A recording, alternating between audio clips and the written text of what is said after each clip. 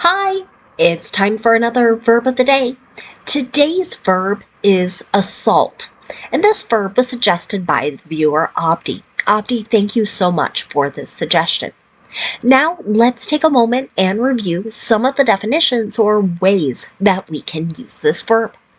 The first way you might encounter the verb assault being used can mean to attack violently. And this is probably a good time to mention that some of the example sentences we're going to use are going to describe some pretty awful and unpleasant things.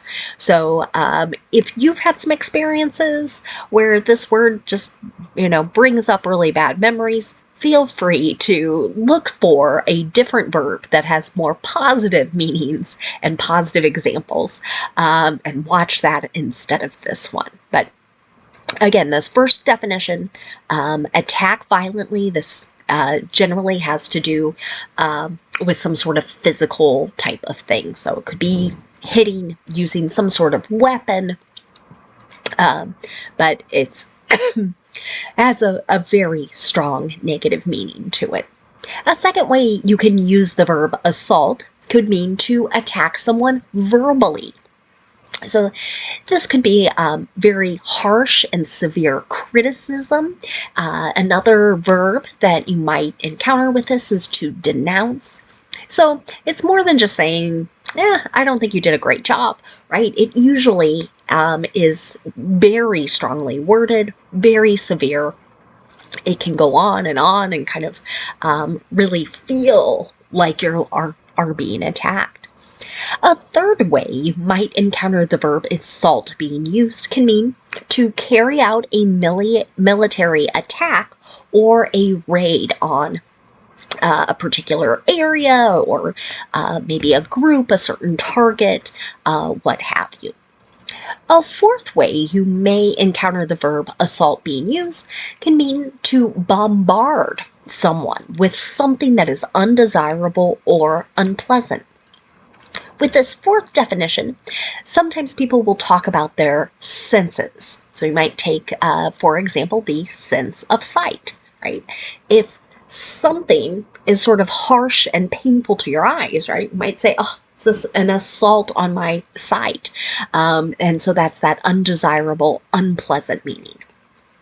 As you can see, the definition here can again be a little difficult to absorb, has pretty strong negative meanings to it. For now, you should know that assault is a regular verb. If you want to make the progressive form of this verb, you're going to add an ing, and that forms assaulting. The past tense and the participle form of this verb can be made by adding ed.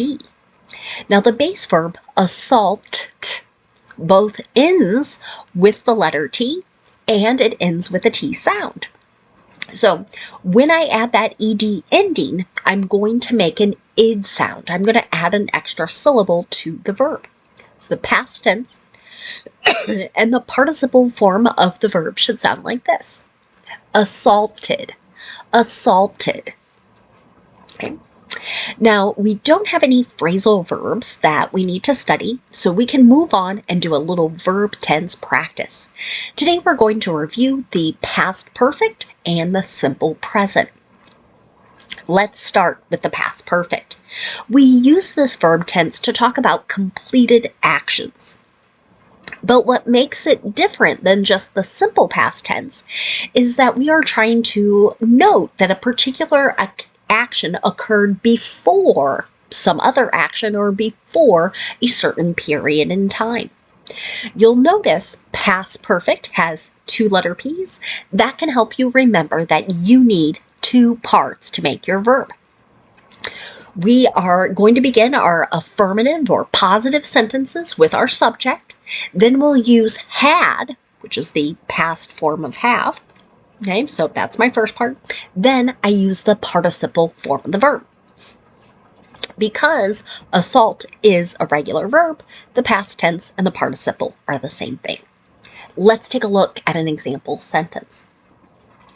The alleged murderer had assaulted his ex-girlfriend weeks before killing her. So, again, I feel like I need to sort of apologize for how unpleasant some of my example sentences are, but they are real examples. So this suggests there was some other crime committed before the other act here. That's what, or that's why this particular writer chose that verb tense. Now, if you want to make a negative sentence in the past perfect, again, we'll start with our subject. We'll use had not and then the participle form of the verb. You might also encounter the contraction hadn't and then the participle. Here's another example. A video of the incident showed that he hadn't assaulted anyone. So here maybe we're talking about someone making an accusation about something, and now we're kind of able to use something to verify whether it happened or not. Finally, let's look at making a yes or no question in the past perfect. To do this, we start with had, then we'll have our subject, and then that ed form of the verb. Here's another example. Had the troops assaulted that region before? Here, that's back to that definition of a military style attack. Now, let's move on and make some sentences in the simple present. In this verb tense, we need to pay attention to our subject. We're going to be describing habits and routines. We can also use it to discuss facts, but our verb does change a little bit based on that subject. So if your subject is I, you, we, or they, just use the base verb. But if your subject is he, she, or it, you need to add an S to the end of the verb in the affirmative. Here's an example. Severely intoxicated individuals assault others at a higher rate than the general public. So someone might have been presenting this information as though it is a fact. It doesn't mean that everyone who is intoxicated or drunk assaults someone, but this sentence is describing the likelihood or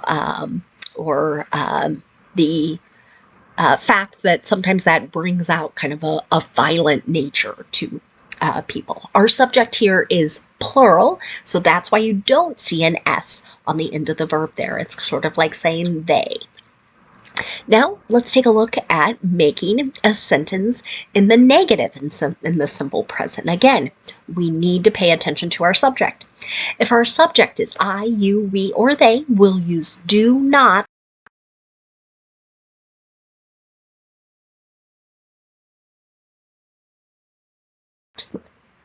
Let's look at an example here. This new perfume does not assault others' noses.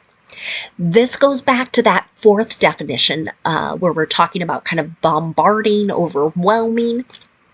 And here we're talking about that sense of smell, as I had noted earlier, is a really common way to use that fourth definition. So it's sort of like you don't feel like you're being attacked by the perfume. Finally, let's look at making a yes or no question in the simple present. To do this, we'll start with do or does, whatever form matches our subject. That subject comes next. Then we'll use the base form of the verb. Here's another example. Do you verbally assault strangers very often?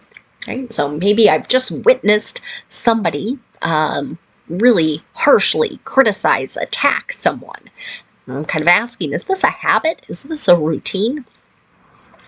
One last note here. I always like to point out to my students, notice how in the negative and the yes or no question, we're never adding an S to the end of the verb. We're only going to do that in the affirmative when the subject is he, she, or it. Now, let's move on and talk about some words that are related to our verb. The first word we're going to discuss is this noun form. The noun assault has the exact same spelling and the exact same pronunciation as our verb. Just like our verb, this noun can have a couple different meanings. One way to use the noun assault is to refer to a physical attack. An example of this might be, he has been in jail for an alleged assault that took place this weekend.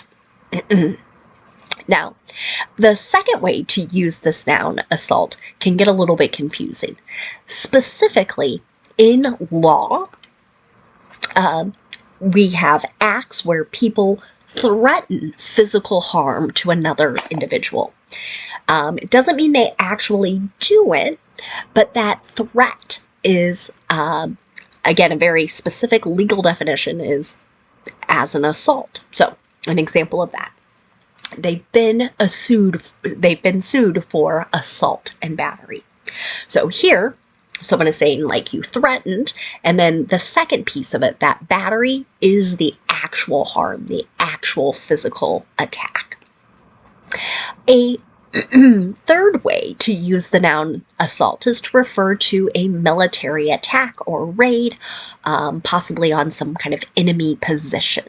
So, an example of this might be, the military began the assault early this morning. So, just another way of saying they began their attack. A fourth way to use the noun assault is to refer to a concerted attempt to do something that is rather demanding. An example of how you might encounter this: they're attempting an assault on the 5 highest peaks this year. So, this sentence would be describing people trying to climb the 5 tallest mountains. Maybe it's in a particular area or region, maybe it's the whole world, but those are very strenuous and dangerous challenges. So, another way to say their attempts to do something rather difficult. Let's discuss another noun that unfortunately is way too commonly used in American media. And that noun is an assault weapon. When people use this noun, they are referring to either automatic or semi-automatic firearms. Unfortunately, these weapons are generally able to do a lot of harm very, very quickly. So, a question I know I keep asking myself, and people who have similar views to me, would be, why hasn't the U.S. banned assault weapons? Right? Because we know they are so powerful, so dangerous. Many countries have gone to these steps, but for some reason, and that's another set of videos I'm sure you can find out on YouTube that will discuss why and go further down that. For now, you've just got an example of what that noun looks like in a sentence. One phrase for us today, you might hear the phrase that someone or something is under assault. This is another way to say that someone is being attacked or severely criticized.